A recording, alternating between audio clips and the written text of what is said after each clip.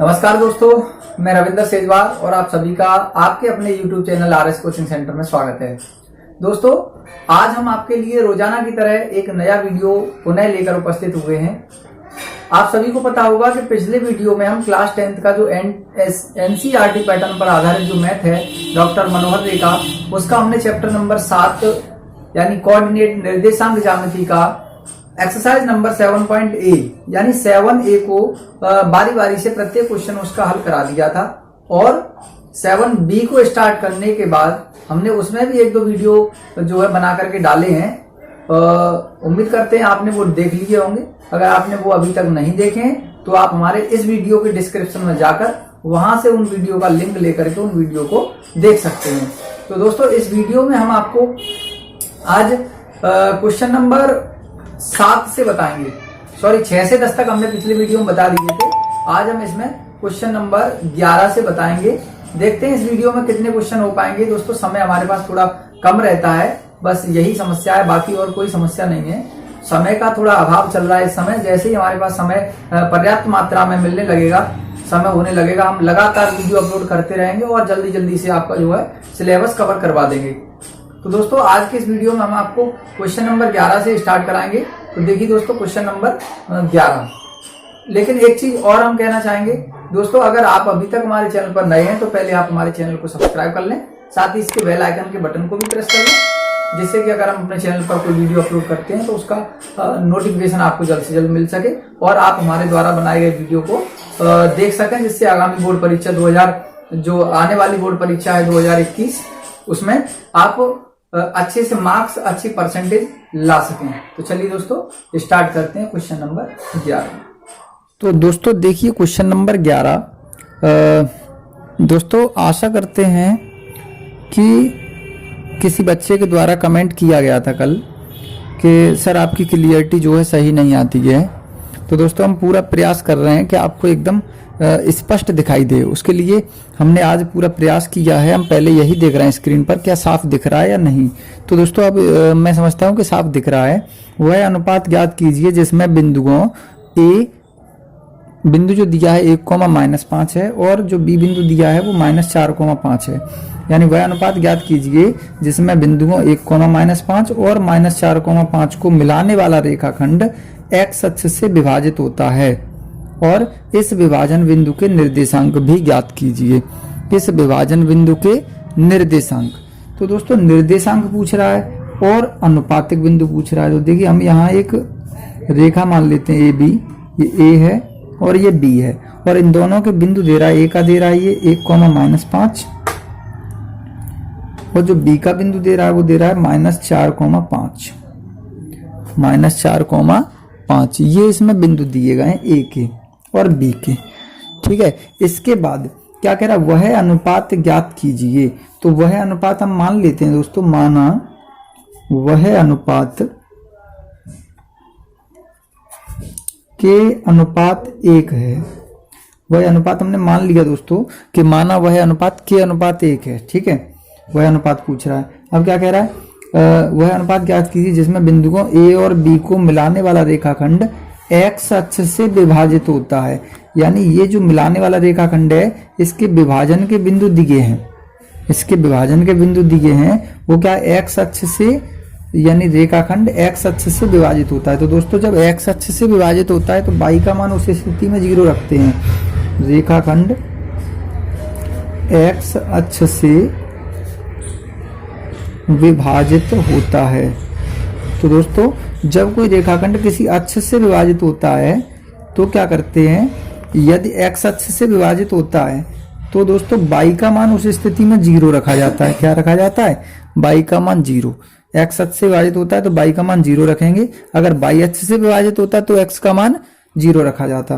तब बिंदु कितना आ जाएगा, इसका विभाजन का जो बिंदु होगा तब बिंदु, तो तब बिंदु दोस्तों आ जाएंगे यहाँ x, बिंदु होते हैं y, लेकिन x, y जो है वो क्या है, y का मान 0 है। तब एक बिंदु दोस्तों ये विभाजन का बिंदु है वो आ गया x, 0, क्योंकि ये कह रहा था मिलाने वाला रेखाखंड x अक्ष से विभाजित होता है। तो जब x अक्ष से विभाजित होगा रेखाखंड तो उस स्थिति में y का जो मान होगा वो 0 होगा, यानी तब बिंदु जो विभाजन के होंगे वो x, 0 होंगे। तो यहाँ रख देंगे x, 0। ठीक है, y का मान क्या है, 0 है। चलिए अब क्या पूछ रहा है इसमें, देखिए वह अनुपात पूछ रहा है ये, तो हमने मान लिया, माना वह अनुपात k अनुपात 1 है, और निर्देशांक भी ज्ञात करवा रहा है, तो निर्देशांक ये जो है वो x, 0 है। देखिए चलिए हम निकाल लेते हैं यहाँ, ये दिए हैं k अनुपात 1, m1 अनुपात m2 का मान, m1 अनुपात m2 का मान कितना मान लिया, k अनुपात 1। ठीक है, और ये x, y हो गया, ये x1, y1, ये x2 और y2, सबके मान पता है। हमें क्या करना है, मिलाने वाला रेखाखंड का जो सूत्र होता है वो लगाना है, यानी x बराबर m1 x2 plus m2 x1 बट्टे m1 प्लस m2। दूसरा y बराबर m1 y2 plus m2 y1 बट्टे m1 प्लस m2। दोस्तों यहाँ हम क्या करेंगे, हमें अनुपात ज्ञात करना है और निर्देशांक ज्ञात करना है। तो देखिए x का मान तो ये दिया है यहाँ, चलिए हम यहाँ देखते हैं कितना आएगा। x की जगह पे x लगा दीजिए, ठीक है, और m1 का मान कितना है, k इंटू x2 का मान यहाँ देख लीजिए कितना है, -4 है, -4 प्लस m2 का मान है 1 इंटू x1 का मान कितना है दोस्तों, x1 का मान भी 1 है। चलिए बट्टे m1 प्लस m2, यानी m1 का मान है k, तो k प्लस 1। ठीक है, और आगे हल करेंगे, x बराबर -4 का k में करेंगे तो -4k प्लस 1 बट्टे k प्लस 1। ठीक है दोस्तों, तो x की वैल्यू इतनी आ गई यहाँ पर। ठीक है, ये आगे हल नहीं होगा। चलिए अब y की निकाल लेते हैं। तो y की वैल्यू जब निकालेंगे तो y का मान कितना दिया है दोस्तों, यहाँ 0 दिया है। y का मान कितना है, 0 लगा दो। m1 का मान है k इंटू m2 का मान है 1, सॉरी यहाँ क्या है, m1/2, m1 का मान कितना है, k, by2 का मान देखिए, by2 कितना है, 5 है। चलिए लगा दीजिए, प्लस m2 का मान है 1 इंटू y1 का मान कितना है, -5 बट्टे m1 प्लस m2 अर्थात k प्लस 1। नीचे 1 मान के क्रॉस मल्टीप्लाई करेंगे तो इसका करेंगे तो 5k और -5 एकन 5 बराबर k प्लस 1 का इधर होगा तो ये हो जाएगा 0। यहाँ से k की वैल्यू निकल आएगी 5k बराबर, ये इधर पहुंचेगा तो प्लस का 5 हो जाएगा और 5 एकन 5, यानी k का मान जो आया वो आ गया 1। दोस्तों k का मान 1 आ गया। अब इस k के मान को यहाँ रख देंगे तो x का भी मान आ जाएगा। देखिए x बराबर k का मान यहाँ रखेंगे तो -4 इंटू k की जगह 1 प्लस 1 बट्टे k प्लस 1, यानी 1 प्लस 1। तो यहाँ जब और इसको हल करेंगे तो -4 एकन 4, और 4 में से जब 1 जाएगा तो -3 बचेगा और नीचे 2। तो x की जो वैल्यू आई वो आई -3 बट्टे 2 और k की वैल्यू आई 1। तो अतः जो अनुपात है वह है अनुपात कितना आ जाएगा दोस्तों, अनुपात हमने क्या माना था, वह अनुपात माना था हमने k अनुपात 1। तो k अनुपात 1 कितना हो जाएगा दोस्तों, k अनुपात 1 का मतलब k का मान कितना आ गया, 1, यानी जो अनुपात आ गया वो आ गया 1 अनुपात 1। ठीक है, इसके बाद क्या कह रहा था, निर्देशांक भी ज्ञात कीजिए, निर्देशांक भी ज्ञात कीजिए। तो निर्देशांक दोस्तों होते हैं x, y। क्या होते हैं निर्देशांक, x, y। तो दोस्तों x का मान हम निकाल चुके हैं -3/2, और y का मान आप जानते ही हैं, जब x अक्ष से वाहित होता है तो y का मान क्या माना था हमने, 0। तो ये जो है इसके निर्देशांक आ गए -3/2, 0। ठीक है, और जो अनुपात पूछ रहा था वो आ गया 1:1 और निर्देशांक आ गया -3/2, 0। तो उम्मीद करते हैं दोस्तों कि आप ये 12वां क्वेश्चन अच्छे से समझ चुके होंगे। तो दोस्तों आगे देखते हैं नेक्स्ट क्वेश्चन। तो देखिए क्वेश्चन नंबर 12, और इस क्वेश्चन नंबर 12 को आप ध्यान से पढ़िए, आप खुद से भी समझ जाएंगे कि इसमें आखिरकार ये भाषा क्या है और क्या इसमें करना है हमें। तो देखिए ये क्या कह रहा है, त्रिभुज ABC के शीर्षों के निर्देशांक क्रमशः -1, 3, -3, -2 और 5, -1 हैं। तो शीर्ष A व B से खींची गई मध्यकाओं की लंबाइयां ज्ञात कीजिए। देखिए अगर अभी भी आप नहीं समझे हैं तो हम इसमें क्या करते हैं, एक त्रिभुज को बना करके आपको यहाँ समझाने का प्रयास करेंगे। तो हमने कोई एक ट्रायंगल बना लिया ABC, जिसके शीर्षों को हमने नाम दिया, और इसके शीर्षों के निर्देशांक पहले से यहाँ दे रहा है। ए का जो निर्देशांक है वो है -1,3, जो बी के दिए हैं -3, -2 हैं, और जो सी के दिए हैं वो है 5, -1। अब दोस्तों जो समझने वाली बात है वो यहाँ पर ये है कि ये जो शीर्ष दिए हैं कितने कितने हैं, -1,3, -3, -2 और 5, -1। आगे अब इसमें क्या है, शीर्षों के निर्देशांक दिए हुए हैं, तो शीर्ष ए व बी से खींची गई मध्यकाओं की लंबाई। क्या कह रहा है, शीर्ष ए से खींची गई मध्यका। देखिए दोस्तों मध्यका क्या होती है, हम यहाँ आपको बताएंगे। ए से खींची गई मध्यका, यहाँ से हम एक मध्यका यानी लंब डालेंगे तो ये जो कहलाएगी वो कहलाएगी मध्यका। तो हमने इसको नाम दे दिया ए बी सी, के बाद में इसको नाम दे देते हैं डी, यानी हमने ए से ये ए डी मध्यका खींची जो कहाँ पर आके गिरी, बी सी पर। एक चीज और हम यहाँ आपको बताना चाहेंगे कि जो मध्यका होती है वो मध्यका जिस रेखा पर गिरती है उसको मध्य में बिल्कुल यानी बीचों बीच में काटती है। चलिए इतनी बात तो आपको समझ में आई गई होगी। अब इसके बाद ए व बी, ए से तो हमने डाल दी मध्यका, खींची गई मध्यका, अब डालेंगे बी से, तो बी से खींची गई मध्यका जो कहां पर जाएगी, ए सी पर, और ए सी को दो भागों में विभाजित करेगी, इसको नाम दे देंगे ई, A B C D E. अब दोस्तों हमें क्या करना है, इन मध्यकाओं की लंबाई चाहिए, ए डी की लंबाई और बी ई की लंबाई। अब एक चीज देखिए दोस्तों, हम दो बिंदुओं के बीच की दूरी ज्ञात कर सकते हैं, लेकिन कब, जब दूसरा बिंदु दिया हो तब। तो अगर ए और ये डी, ये तो दिया है डी और मिल जाए यहाँ किसी प्रकार से ये बिंदु मिल जाए, तो क्या हो जाएगा, ए डी के बीच की दूरी निकाल लेंगे, यानी हम ए डी मध्य का निकाल लेंगे। ऐसे ही इस ई के अगर हमें निर्देशांक यानी बिंदु मिल जाए तो हम बी ई के बीच की मध्यका की दूरी निकाल लेंगे। तो हमें क्या करना है, अब यहाँ पर ये जो डी बिंदु निकालना है। अब डी क्या है, डी बी सी का एक मध्य बिंदु है, यहां हम लिखेंगे डी क्या है, बी सी का मध्य बिंदु है। देखिए डी बी सी का मध्य बिंदु है। अब दोस्तों हम आपको मध्य बिंदु तो पहले से ही बता चुके हैं कि कैसे मध्य बिंदु निकाले जाते हैं। तो कैसे निकालेंगे दोस्तों, इसको दोनों को जोड़ के 2 का भाग दे देंगे। क्या करेंगे, यानी देखिए जो डी है बीसी का मध्य बिंदु है, तब हम डी कैसे निकालेंगे, बिंदु लिख लेंगे दोनों, कितने हैं, -3, -2 है, और दूसरा कितना है 5, -1 है। ठीक है, ये बिंदु दिए हैं। अब हमें क्या करना है, डी बिंदु निकालना है यानी मध्य बिंदु। तो इसके मध्य बिंदु कैसे निकालते हैं, x बराबर ये x1 होता है, ये y1, ये x2 और ये y2। तो फॉर्मूला हमने आपको बताया, x बराबर x1 प्लस x2 बट्टे 2 और y बराबर y1 प्लस y2 बट्टे 2, y1 प्लस y2 बट्टे 2।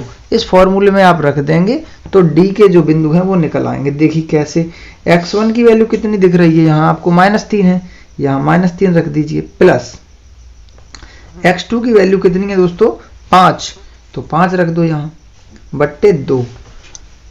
आगे जब इसको हल करेंगे तो x बराबर 5 में से जब -3 करेंगे तो 2 बचेगा और 2 बट्टे 2 यानी 1। x की वैल्यू 1 आई यहाँ, y की और निकाल लीजिए, y बराबर y1 प्लस y2, y1 का मान है -2 प्लस y2 का मान भी कितना है -1 है और बट्टे 2।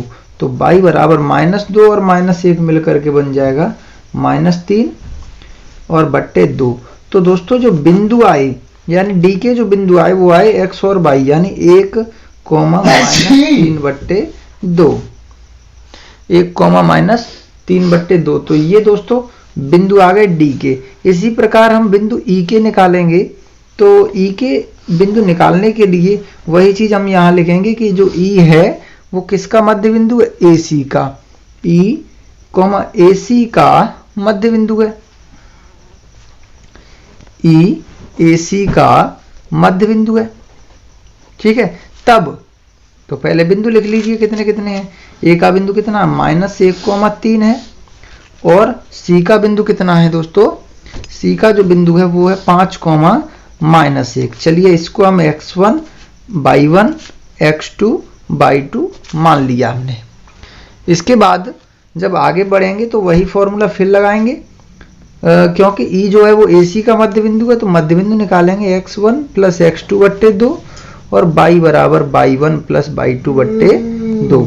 इस तरह से फॉर्मूले में जब हम इनके वैल्यू पुट करेंगे तो हमारा यहाँ पर x और y का वैल्यू आ जाएगा। देखिए x1 का मान कितना है -1 है, प्लस x2 का मान कितना है 5 है बट्टे 2। यहाँ y बराबर y1 की वैल्यू कितनी है 3 और प्लस y2 की वैल्यू कितनी है -1, तो यहाँ ये प्लस माइनस माइनस हो जाएगा और बट्टे 2। चलिए x बराबर 5 में से जब 1 जाएगा तो 4 बट्टे 2, यानी x का जो मान आएगा वो आ जाएगा 2। अब यहाँ y बराबर 3 में से 1 जाएगा तो 2 बट्टे 2 और 2 एकन 2, यानी y की जो वैल्यू आई वो आ गई 1। कितनी आई दोस्तों 1। तो इस तरह से यहाँ E के भी मध्य बिंदु आ गए। कितने आ गए दोस्तों, E के जो बिंदु आए वो आए 2,1। यहाँ हम इसको लिख सकते हैं कि जो बिंदु निकल करके आए हमारे E के वो आए 2,1। ठीक है, इस तरह से हमें D और E दोनों के बिंदु मिल गए। अब हमें मध्यिकाओं की लंबाइयां चाहिए। क्या चाहिए, मध्यिकाओं की लंबाइयां, अर्थात AD की लंबाई, तो AD की लंबाई और BE की लंबाई। चलिए हम क्या करेंगे, अब मध्यिकाओं की लंबाई निकालेंगे, यानी AD की दूरी। तो A के बिंदु लिख लीजिए कितने हैं, A के बिंदु है -1,3 और D के बिंदु कितने हैं, D के हैं 1,-3 बट्टे 2। तो ये दोस्तों इनको मान लेंगे x1 y1 x2 y2। अब AD के बीच की दूरी अर्थात AD की लंबाई। चलिए AD बराबर हम फॉर्मूला लगाएंगे y2 माइनस y1 का होल स्क्वायर और प्लस x2 माइनस x1 का होल स्क्वायर। चलिए रख दीजिए इसमें वैल्यू। y2 का मान कितना दिख रहा है -3 बट्टे 2, माइनस y1 का मान कितना दिख रहा है 3 और इसका होल स्क्वायर, प्लस x2 का मान कितना है 1 है, माइनस x1 का मान कितना है -1 है, तो ये हो जाएगा +1 और इसका होल स्क्वायर। चलिए आगे बढ़ते हैं। AD बराबर यहाँ हम इसको हल करेंगे तो कितना आ जाएगा, देखिए दोस्तों 2 3 या 6 यानी 2 3 6, तो -6 और -3 कितना हो जाएगा -9 बट्टे 2 का होल स्क्वायर और प्लस 1 और 1 2 और 2 का वर्ग कितना हो जाएगा 4। चलिए आगे बढ़ते हैं। AD बराबर कितना निकल आएगा दोस्तों, 9 का वर्ग होगा 81 और 2 का वर्ग होगा 4 और माइनस का वर्ग आप जानते हैं प्लस होता है और प्लस कितना चल रहा है 4। चलिए और हम जब इसको हल करेंगे तो AD बराबर 4 चौके 16 और 16 और 81 जब हम जोड़ेंगे तो 16 और 81 हो जाएगा दोस्तों 97। कितना हो जाएगा 97 बट्टे 4। तो इस तरह से जो AD का मान है वो निकल आया है 97 बट्टे 4 और इतने इकाई हम इसको मात्रक का नाम भी दे सकते हैं इकाई। चाहो तो आप इसको ऐसे भी लिख सकते हैं कि अंडरवुड में 97 बट्टे 2 यानी 4 से 2 बाहर आ जाएगा, तो इतने इकाई भी हम कह सकते हैं इसको। चलिए दोस्तों अब बढ़ते हैं हम AD के बाद अब एक मध्य का और अभी हमारी बाकी है, वो क्या है, वो BE है। चलिए तो B के बिंदु लिखेंगे। पहले हम B कितना दिया है देख लीजिए, -3, -2 है और जो E के बिंदु हैं वो E के बिंदु भी दोस्तों देख लीजिए आप स्क्रीन पे कितना दिख रहा है। E का हमें बिंदु E का दिख रहा है 2,1। चलिए 2,1 लगा देते हैं यहाँ और ये x1 मान लीजिएगा, ये y1, ये x2 और ये y2। इस तरह से हम इसको डायरेक्ट फॉर्मूले में पुट करेंगे दोस्तों। क्या होता है direct formula, y2 minus y1 का होल स्क्वायर, y2 अर्थात 1 और माइनस y1 यानी -2 आएगा तो ये प्लस हो जाएगा यहाँ और इसका whole square, plus x2 minus x1 अर्थात ये कितना है 2 और माइनस x1 की जगह -3 जब लाएंगे तो ये +3 हो जाएगा और इसका वर्ग जब करेंगे तो 2 + 3 का होल स्क्वायर बन जाएगा। इसके बाद दोस्तों 2 और 1 3 और 3 का वर्ग आप जानते हैं 9 होता है, यहाँ 2 और 3 5 और 5 का वर्ग होता है 25। तो दोस्तों अब इसको जब हम ऐड करेंगे तो BE का मान 25 और 9 जो है वो अंडरवुड में आ जाएगा 34। तो इतने इकाई दोस्तों BE का मान आ गया। तो यहाँ पर हमने क्या प्राप्त कर लिया कि तो दोनों मध्यिकाओं की जो लंबाइयां पूछ रहा था वो दोनों मध्यिकाओं की लंबाई, यहाँ AD की जो लंबाई आई वो आई अंडर रूट में 97/4 इकाई, और जो हमारी BE की लंबाई आई वो आई अंडर रूट में 34 इकाई। तो दोस्तों आशा करते हैं कि आप हमारे द्वारा ये बताया गया 12वां क्वेश्चन बहुत ही अच्छे तरीके से समझ चुके होंगे, क्योंकि इसमें ऐसी कोई खास बात नहीं थी जो आपके समझ में नहीं आई हो। क्या कह रहा था, सर्वप्रथम इसमें त्रिभुज ABC के शीर्ष दे रहा था, तो हमने ABC एक त्रिभुज मान लिया डायग्राम बना के, और इसके शीर्ष को यहाँ पर डिनोट कर दिया। इतना करने के बाद क्या कह रहा है कि शीर्ष A व B से खींची गई मध्यिकाएं, तो हमने A से मध्यिका डाल दी यहाँ और B से मध्यिका खींच दी। ठीक है, तो ये दो मध्यिका बनी AD और BE। तो अब मध्यिका अगर किसी रेखा पर आती है तो दोस्तों उस रेखा को दो भागों में विभक्त करती है बराबर बराबर में, नहीं तो इसका नाम मध्यिका ही क्यों रखते। मध्यिका क्या करती है, रेखा को दो मध्य बिंदुओं में बांटती है, इसलिए इसको मध्यिका कहा जाता है। ठीक है, तो मध्यिका के लिए हमने क्या किया, इस D के मध्य बिंदु निकाले दोनों बिंदुओं की सहायता से, ये निकाल लिया x1 + x2/2 और y1 + y2/2 करके। इसी प्रकार E का निकाल लिया, यहाँ x1 + x2/2 y1 + y2/2। इस तरह से बिंदु निकालने के बाद AD में सूत्र लगा दिया और BE में फॉर्मूला लगा दिया वही, और यहाँ इस तरह से दोनों की मध्यिकाओं की लंबाइयाँ आ गई। जो AD की आई वो अंडर रूट में 97/4 इकाई आई, या हम इसको अंडर रूट 97/2 भी कह सकते हैं, और जो BE का जो मान आया वो आया अंडर रूट में 34 इकाई। तो इस तरह से दोस्तों 12वां क्वेश्चन यहाँ हल हो चुका है, और उम्मीद करते हैं कि आप इस 12वें क्वेश्चन को समझ गए होंगे। चलिए दोस्तों बढ़ते हैं नेक्स्ट क्वेश्चन, यानी कि क्वेश्चन नंबर 13 की ओर। तो देखिए दोस्तों क्वेश्चन नंबर 13, दोस्तों हम पूरा प्रयास करेंगे कि पिछले वीडियो की तरह इसमें ना हो, आपको बिल्कुल सुस्पष्ट जो है रेखाएं दिखाई दें, और बाकी का जो लिखा हुआ है वो भी स्पष्ट तरीके से दिखे। दोस्तों हम पूरी कोशिश करते हैं कि आपको किसी प्रकार की चाहे वो समझने की हो, या वो लिखने की हो, या वो इसमें दिखने की हो, किसी भी प्रकार की जो है दिक्कत आपको ना हो, तो हम उसके लिए बेहतर से बेहतर प्रयास करते हैं कि आपको पूर्ण रूप से एक तो समझ में आए, पूर्ण रूप से स्क्रीन पर स्पष्ट दिखे, और भी तमाम सारी चीज़ें हैं। कभी कभार क्या होता है कि क्या है, ब्राइटनेस ज़्यादा बढ़ जाती है, और ब्राइटनेस ज़्यादा बढ़ जाने के कारण जो लिखा हुआ होता है वो नहीं दिख पाता है, पेज कभी कभार चमकने लगते हैं। तो ऐसा अब की बार हम पूरा ध्यान रखेंगे कि ऐसा नहीं होगा। तो देखिए क्या लिखा है इसमें कि बिंदुओं A-2,2 और 2,8। तो क्या है इसमें, देखिए बिंदुओं A का मान दिया -2,2 और बिंदु B 2,8 को जोड़ने वाले रेखाखंड AB को 4 बराबर भागों में विभाजित करने वाले बिंदुओं के निर्देशांक। देखिए दोस्तों अभी आपके समझ में नहीं आएगा, हम आपको देखिए किस तरह से एक यहाँ हम रेखा बना लेते हैं AB। ये हम ब्लू पेन का यूज करेंगे। अब हम एक रेखा बना लेते हैं AB। ठीक है, ये हमने कोई रेखा बना ली, और इस रेखा को बनाने के बाद ये A नाम दे दिया इसे, और इसको दे दिया B नाम।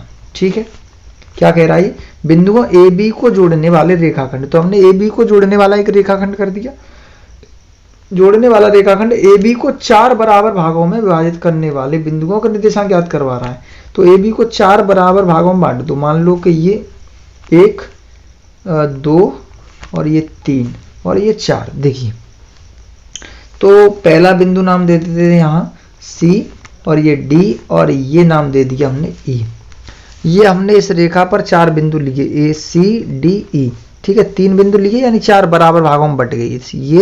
ये और ये, यानी ये बराबर भाग कैसे, AC बराबर CD बराबर DE और बराबर EB। इस तरह से हमने इसको 4 बराबर भागों में बांट लिया है। दोस्तों यहाँ पटरी और उससे नहीं बांटा हमने, ये मान लिया है कि ये 4 बराबर भाग हैं, सवाल में पहले से कह रहा है। तो 4 बराबर भागों में विभाजित करने वाले बिंदुओं के निर्देशांक। अब AB के पहले निर्देशांक हम यहाँ लिखेंगे -2,2 A का है। ठीक है, B का लिख लीजिए कितना है, B का है 2,8। ठीक, अब क्या कह रहा है कि ऐसे ही निर्देशांक इनके बिंदुओं के निकाल लिए भाई। ठीक है, चलिए निकाल लेते हैं। एक सरल तरीका हम आपको बताएं। ये जो एक भाग ये एक ये एक ये एक ये बराबर है बिल्कुल, दो भाग इधर दो भाग इधर, तो ये बिल्कुल मध्य बिंदु हुआ। जो डी होगा वो मध्य बिंदु होगा, बिल्कुल क्या होगा, मध्य बिंदु। तो हम मध्य बिंदु तो आप दोस्तों निकालना जानते ही, मध्य बिंदु का फॉर्मूला लगा देंगे, पहला पहला जोड़ के दो का भाग दे देंगे, वही x1 प्लस x2 वाला। चलिए यहाँ लिखेंगे डी के बिंदु, डी के निर्देशांक या बिंदु कह सकते हैं हम, एक ही बात है। कैसे निकालेंगे देखिए, ये बिंदुओं को पहले लिख लेते हैं। ए और बी कितना है, -2,2 है, और दूसरा कितना है, दूसरा है 2,8। ये अब डी के जब बिंदु निकालेंगे तो इसको x1 y1 x2 y2। चलिए यहाँ से अब सूत्र लगा देंगे x y वाला, तो x बराबर x1 प्लस x2 बट्टे 2 और y बराबर y1 प्लस y2 बट्टे 2। इस तरह से ये फॉर्मूला हमने रख दिया है।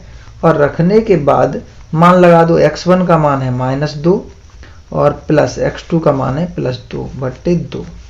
-2 प्लस 2 कैंसिल हो गया, 0 हो गया। तो जब 2 का भाग 0 में करेंगे तो x की वैल्यू आई 0। इधर देखते हैं y, तो y बराबर y1 का मान कितना है 2, y2 का मान कितना है 8, और 2 में जब 8 जोड़ेंगे तो ये हो जाएगा 10 बट्टे 2, और 10 बट्टे 2 यानी 10 को 5 से भाग करेंगे, 10 को 2 से भाग करेंगे तो y का मान 5 आ जाएगा। तो दोस्तों जो D के बिंदु आए ये कितने आए, 0,5। अब देखिए 0,5 आ गया। अब ध्यान दीजिए, जब हमने इन दोनों बिंदुओं से ये मध्य बिंदु निकाल लिया, अब C के बिंदु निकालेंगे। ये भाग तो बराबर बराबर है, तो C क्या है, AD का मध्य बिंदु है, AD का मध्य बिंदु है C। और जब दोनों बिंदुओं के सहयोग से ये बिंदु निकाल सकते हैं हम यहाँ भी। चलिए तो C के बिंदु निकालेंगे हम, C के। तो पहले क्या करेंगे, बिंदु लिख लो कितने हैं। अब हमारे पास बिंदु कितने हैं दोस्तों, -2,2 और 0,5। यहाँ देखिए -2,2 और 0,5। अब जब इसके बीच का मध्य बिंदु निकलेगा तो वो होगा C। चलिए C क्या है, AD का मध्य बिंदु है, तो C निकालेंगे तो C भी आ जाएगा। अभी देखिए तो कितना आएगा, x1 y1 x2 y2 मान लो। तो x बराबर x1 प्लस x2 बट्टे 2 और y बराबर y1 प्लस y2 बट्टे 2 लगा दीजिए।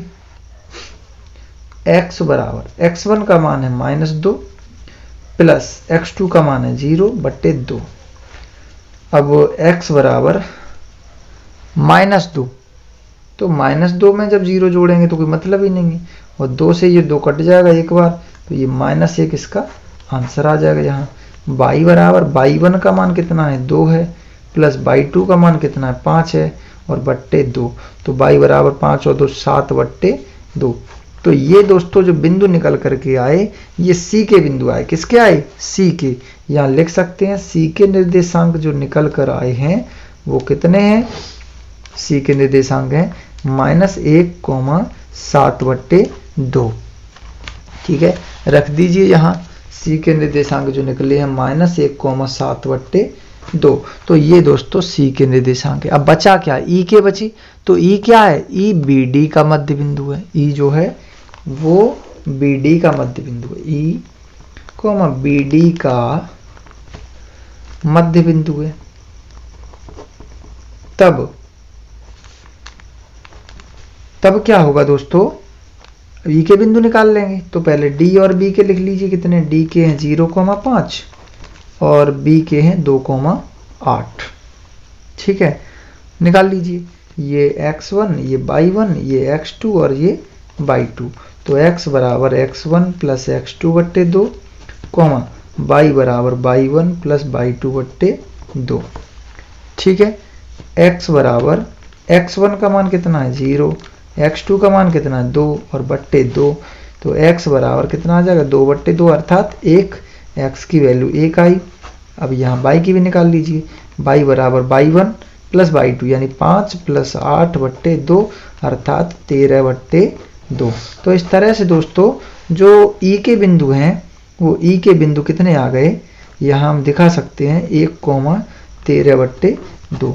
तो ये दोस्तों ई के निर्देशांक आ गए यहाँ 1,13/2। इस तरह से जो 4 भागों में विभाजित हो रहा था वो पूरा का पूरा हो चुका है। ई के भी निकल आए हैं 1,13/2।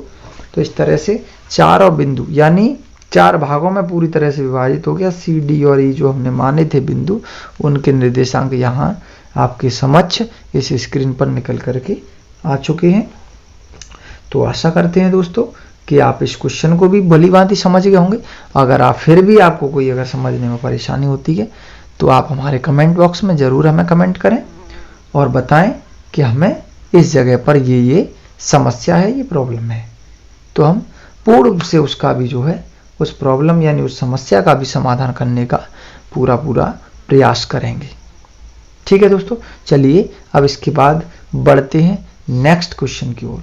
दोस्तों एक चीज़ और, हम आपके लिए किसी भी समस्या से जूझ सकते हैं, किसी भी परेशानी को जो है हल करा सकते हैं। बस आप हमें कमेंट बॉक्स में ज़रूर बताएं, या अगर आप हमें कमेंट बॉक्स में नहीं कमेंट कर पाते हैं तो आप हमारे कॉन्टैक्ट नंबर, या यूं कहें कि अगर आप हमारे व्हाट्सएप नंबर, दोनों एक ही हैं, इस पर भी आप हमसे कॉल करके या व्हाट्सएप पर मैसेज छोड़ करके संपर्क कर सकते हैं। तो ये हमारा व्हाट्सएप नंबर समझ लीजिए या कॉन्टैक्ट, दोनों एक ही है, 7520497550। ठीक है दोस्तों, एक बार हम फिर से रिपीट करेंगे, 7520497550। यही हमारा कॉन्टैक्ट नंबर है और यही हमारा व्हाट्सएप नंबर है। आप कभी भी इस नंबर पर एनी टाइम कोई भी समस्या हो आप हमसे पूछ सकते हैं। ठीक है दोस्तों, चलिए दोस्तों अब बढ़ते हैं नेक्स्ट क्वेश्चन की ओर, क्वेश्चन नंबर 14। तो देखिए दोस्तों इसमें क्या है, 14वें क्वेश्चन में 14वें क्वेश्चन में कह रहा है एक समचतुर्भुज का क्षेत्रफल ज्ञात कीजिए। एक समचतुर्भुज का क्षेत्रफल ज्ञात कीजिए जिसके शीर्ष इसी क्रम में 3, 0, 4, 5, -1, 4 और -2, -1 हों, और बगल में ये संकेत भी दे रहा है कि समचतुर्भुज का जो क्षेत्रफल होता है वो 1/2 और उसके विकर्णों के गुणनफल के बराबर होता है। तो दोस्तों हमें क्या करना है, 4 शीर्ष दिए गए हैं चतुर्भुज के और समचतुर्भुज का क्षेत्रफल चाहिए। तो हम एक समचतुर्भुज बना लेते हैं यहाँ, और समचतुर्भुज मान लीजिए एक ऐसा है और इसको हमने नाम दे दिया सभी को, शीर्षों को A, B, C और D। ठीक है, चलिए A पर A के शीर्ष रख दीजिए, क्रमशः रख दीजिए 3, 0, दूसरे पे 4, 5 और तीसरे पे -1, 4 और चौथे शीर्ष पे, अंतिम और आखिरी शीर्ष पे रख दीजिए -2, -1। तो इस तरह से हमने एक आकृति बना ली समचतुर्भुज के टाइप में, और उस पर ABCD के चारों ये क्रमशः शीर्ष रख दिए A, B, C और D। अब हमें क्या करना है, समचतुर्भुज का क्षेत्रफल निकालना है। तो समचतुर्भुज का क्षेत्रफल दोस्तों ये संकेत में दिया है नीचे, क्या होता है 1/2 और उसके विकर्णों का गुणनफल, यानी इस चतुर्भुज के विकर्ण। चतुर्भुज के विकर्ण क्या होते हैं दोस्तों, ये इसके विकर्ण हैं AC और BD। ये क्या है, ये इसके विकर्ण हैं, AC और BD क्या है, इसके विकर्ण। तो हम क्या करेंगे, AC और BD को ही पहले निकाल लेंगे, AC और BD को। चलिए हम पहले AC और BD यानी विकर्णों को ही ज्ञात कर ले रहे हैं। विकर्णों को ज्ञात करने का मतलब है कि दोनों के बीच की दूरी यानी विकर्ण की लंबाई, के विकर्ण कितना लंबा है। चलिए A के विकर्ण AC है, विकर्ण AC, ठीक है। चलिए तो विकर्ण AC ज्ञात करने के लिए विकर्ण के बिंदु लिख लो पहले A और C के। A के बिंदु कितने हैं, 3, 0 हैं, ठीक है, और B और ये C के बिंदु कितने हैं, -1, 4 है। चलिए इनको मान लीजिए x1/1, x2/2। तो AC विकर्ण को ज्ञात करने के लिए फॉर्मूला लगा दीजिए, (2 - (y1) का whole square plus x2 - (x1) का होल स्क्वायर। ठीक है दोस्तों, ये फॉर्मूला है, इसमें वैल्यू लगाएंगे। देखिए यहाँ y2, तो y2 का मान कितना 4 और y1 का है 0, यानी 4 - 0 का होल वर्ग प्लस x2 पे ध्यान दीजिए, x2 है -1 और -x1 है -3, तो -1 -3 और इसका होल स्क्वायर। चलिए आगे बढ़ते हैं। AC बराबर 4 का स्क्वायर जब करेंगे तो 16 होगा और -3 और -1 मिलकर -4 बनेगा और -4 का भी जब होल स्क्वायर करेंगे तो ये प्लस का 16 आएगा। अर्थात AC जो बराबर आ गया वो आ गया √ में 32 इकाई। कितना आ गया? √32 इकाई। ठीक है, चलिए आगे और बढ़ जाते हैं, या इसको हम ऐसे भी लिख सकते हैं AC बराबर, इसके अगर हम फैक्टर कर लें तो 2 दूनी 4, 4 दूनी 8, 8 दूनी 16 और 16 दूनी 32, यानी 2 × 2 × 2 × 2। यानी इसमें से अगर हम बाहर निकालना चाहें तो 2 2 की जोड़ी बाहर निकालेंगे तो 2 और 2 4 बाहर आ जाएंगे और √ में 2 यहाँ रह जाएंगे, अर्थात 4 √2 इकाई भी कह सकते हैं हम इसको। ठीक है, चलिए आगे बढ़ते हैं। अब हम दूसरा विकर्ण है BD, तो हम पहले BD के बिंदु लिखेंगे। B का बिंदु है 4,5 और जो D का बिंदु है वो है -2, -1। चलिए इसको भी x1/1 x2/2, तो BD लंबाई निकालेंगे तो फॉर्मूला वही है /2 - /1 का होल स्क्वायर और x2 - x1 का होल स्क्वायर। चलिए एक ही चीज है, बहुत समय से आप करते हैं इसको, तो कर दीजिए। BD बराबर /2 की वैल्यू कितनी दे रहा? -1 -/1 की वैल्यू कितनी दे रहा? 5, इसका वर्ग प्लस x2 का मान कितना दे रहा? -2 -x1 का मान कितना दे रहा है? 4, इसका होल स्क्वायर। BD बराबर हल करेंगे जब इसको तो देखिए दोस्तों कितना आएगा, -1 और -5 मिलकर बना -6 और -6 का वर्ग हो जाएगा 36। यहाँ -2 और -4 मिलकर बने -6 और -2 का वर्ग हो जाएगा प्लस का 36। तो BD बराबर जो निकल करके आया वो आ गया यहाँ पर 36 और 36 72।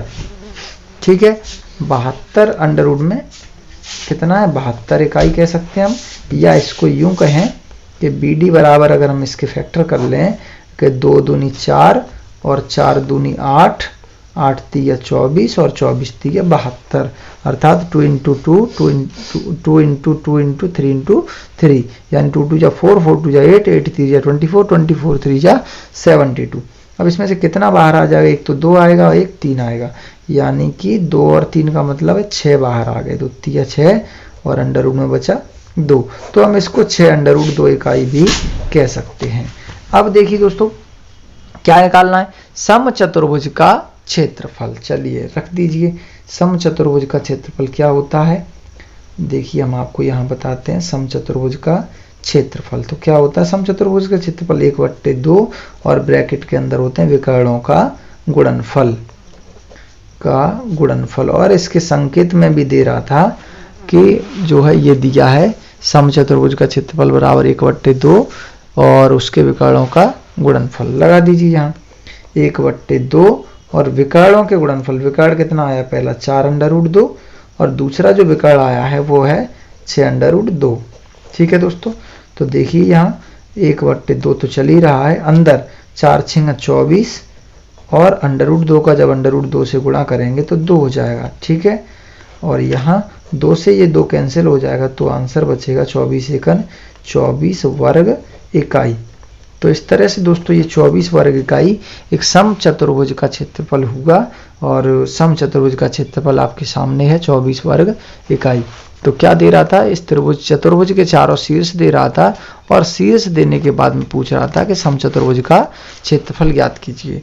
तो आशा करते हैं दोस्तों कि आप इस क्वेश्चन को भी समझ गए होंगे 14वें को, और बहुत ही ईजी तरीके से हमने आपको बताया। तो देखिए इसके बाद 15वां क्वेश्चन। 15वें क्वेश्चन में आपको ये दिख रहा है स्क्रीन पर, क्या दिया है देख लीजिए। बिंदु A के निर्देशांक ज्ञात कीजिए। क्या पूछ रहा है? बिंदु A के निर्देशांक ज्ञात कीजिए जहां AB एक वृत्त का व्यास है। हम पहले एक वृत्त बना लेते हैं। यहाँ हमने ये एक वृत्त बना लिया, वृत्त है और इसका व्यास जो है वो दिया AB। हमने इसका व्यास भी बना लिया है यहाँ AB। ठीक है, अब बढ़ते हैं आगे। क्या कह रहा है? A के निर्देशांक ज्ञात कीजिए। हमें निकालना है भाई A का निर्देशांक। ठीक है, ध्यान दीजिए, आप समझ में आ जाएगा। तो A हमें निकालना है। ठीक, और ए के निर्देशांक ज्ञात कीजिए जहां ए बी वृत्त का व्यास है, हमने व्यास मान लिया है ए बी को, ए के निर्देशांक ज्ञात करने हैं, जिसका केंद्र दोस्तों यहाँ केंद्र दिया है सी, कितना दिया है 2, -3। ये जो केंद्र दे रहा है वो दे रहा है 2, -3 और बी के निर्देशांक दे रहा है 1,4। क्या दे रहा है? बी के निर्देशांक दे रहा है 1,4, केंद्र दिया है और ये हमें निकालना है। क्या करना है? निकालना है। पहला बिंदु, पहले बिंदु को तो हम मान लेते हैं x1 और y1, ठीक है, मान लिए। पहले बिंदु हमने मान लिए x1 y1, ये c दिया हुआ है, b पहले से दिया है, ये a के निर्देशांक हमें ज्ञात करने हैं। चलिए दोस्तों, मान लीजिए कि रेखा है ये और रेखा पे b बिंदु दिया है, a नहीं दिया है, मध्य बिंदु दिया है, यानी मध्य बिंदु दे रहा है, मध्य बिंदु दे रहा है। और दोस्तों हम मध्य बिंदु का फॉर्मूला जानते हैं। मध्य बिंदु का फॉर्मूला होता क्या है कि x बराबर क्या होता है x1 प्लस x2 बट्टे 2 और y बराबर y1 प्लस y2 बट्टे 2, यही होता है मध्य बिंदु का फॉर्मूला, ठीक है। तो देखिए x1 y1 ये है, तो ये क्या होगा x2 y2 होंगे ये, और ये जो बिंदु दिए हैं वो होंगे x, y, ठीक है। ऐसे ही ना, अभी तक हम ऐसे ही करते चले आए। पहला होता है x1 y1, दूसरा x2 y2 और ये मध्य बिंदु होते हैं। तो मध्य बिंदु का फॉर्मूला निकालने का ये सूत्र है। सभी के मान रख दीजिए दोस्तों, अपने आप a का मान निकल आएगा। चलिए x का मान देख लीजिए, यहाँ कितना है 2 है, 2 रख दो, ठीक है। x1 कितना है, x1 की जगह x1 है, ये हमें ज्ञात करना है, प्लस x2 का मान देख लीजिए कितना है 1/2, ठीक है। इधर y वाले में भी y का मान कितना दिख रहा है -3, y का मान दोस्तों कितना -3 है, बराबर y1 ये हमें ज्ञात करना है, प्लस y2 का मान है 4 और बट्टे में 2। चलिए दोस्तों इसको हल करते हैं, नीचे एक मान के क्रॉस मल्टीप्लाई कर देंगे तो x1 + 1 यानी x1 + 1 इसका गुणा जब 1 में करेंगे तो यहाँ x1 + 1 बराबर 2 2 जा 4, x1 बराबर ये 4 तो पहले से चल ही रहा है, इस प्लस वाले को जब इधर लाएंगे तो -1 हो जाएगा। तो इस तरह से x की जो वैल्यू आएगी, सॉरी x1 की वैल्यू आएगी वो कितनी आ जाएगी 3। यहाँ अब हम y1 का भी देख लेंगे, नीचे एक मान के क्रॉस मल्टीप्लाई, तो y1 + 4 बराबर 2 का गुणा -3 में करेंगे तो -6, तो y1 बराबर -6 पहले से है, ये +4 और इधर आके -4 हो जाएगा। तो y1 की जो वैल्यू आएगी -6 और -4 मिलकर -10। इस तरह से x1 और y1 की वैल्यू जो निकल करके आई वो आई 3, -10। कितना आ गया दोस्तों 3, -10। तो इस प्रकार से हम कह सकते हैं कि ये जो x1 y1 है वो कितना है 3, -10 है। कितना है दोस्तों 3, -10। तो a के निर्देशांक पूछ रहा था, यहाँ हम कह सकते हैं अतः है a के निर्देशांक, a के निर्देशांक क्या माने थे हमने x1 y1 माने थे, x1, y1 बराबर कितना आ गया है 3, -10। तो ये दोस्तों इसका फाइनल आंसर हो जाएगा। तो आशा करते हैं दोस्तों कि आपको हमारे द्वारा बताए गए सभी क्वेश्चन जो इस वीडियो में हमने आपको बताए हैं वो अच्छे से समझ में आ गए होंगे। तो उम्मीद करते हैं दोस्तों कि आप जो है इनको अच्छे से कवर करेंगे और आगामी बोर्ड परीक्षा की तैयारी भी खूब अच्छे से मन लगाकर करेंगे, जिससे कि बोर्ड परीक्षा में आपकी परसेंटेज अर्थात अच्छे मार्क्स आ सकें और आप बेहतर से बेहतर अपना जो है रिजल्ट पा सकें। तो दोस्तों अगर आपको हमारा यह वीडियो पसंद आया हो तो इस वीडियो को ज़्यादा से ज़्यादा लाइक करें, साथ ही अपने दोस्तों के साथ शेयर करें, और अगर आप हमारे चैनल से जुड़ना चाहते हैं तो आप हमारे चैनल को सब्सक्राइब भी कर लें, साथ ही इसके बेल आइकन के बटन को भी प्रेस कर लें, जिससे अगर कोई वीडियो हम अपने चैनल पर अपलोड करते हैं तो उसका नोटिफिकेशन आपको जल्द से जल्द मिल सके। तो दोस्तों आज के लिए बस इतना ही, अब हमें दीजिए इजाज़त, मिलेंगे अगले वीडियो में, तब तक के लिए नमस्कार, जय हिंद, जय Bharat. Hey there. Subscribe to my channel. And also press this bell icon.